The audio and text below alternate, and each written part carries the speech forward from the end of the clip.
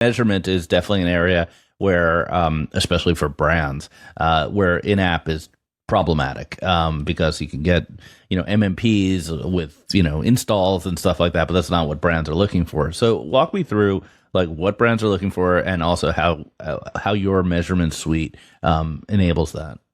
Yeah, so everything we're doing is in mid-funnel. And what we're trying to do is drag brand advertising from the upper funnel, where it's kind of reach, frequency, brand safety, viewability, quality measures, and bring it into the mid-funnel. And in the US, that's probably $120 billion market opportunity in the US alone. And by making it work harder, by bringing it into that mid funnel, you can then optimize in flight as well. So the measurement that we built is a brand lift measurement. So we didn't want to reinvent the wheel here. People like Kantar Millwall Brown have been doing brand lift for years. Brands can rely on it.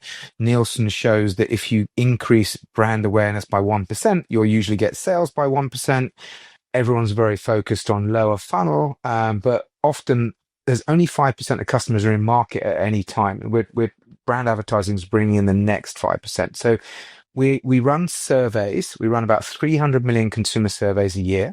And rather than relying on a panel of maybe 10,000 people or something like that, we actually run that in ad space. Right. And then it ties back into our DMP. So in the US, there's 90 million households we can run a survey in.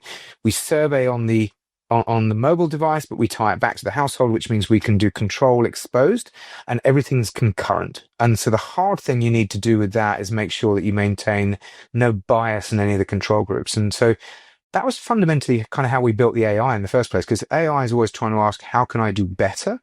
How can I build incrementality? So you have to have a really clear idea of where you are. What is standard, if you like? What's the standard position? So we run those surveys against concurrent control groups, and there are two different outcomes we get from that. We can either build an audience. So it could be, do you intend to try this new flavor of Ben & Jerry's? Do you intend to buy a new high-end IKEA car?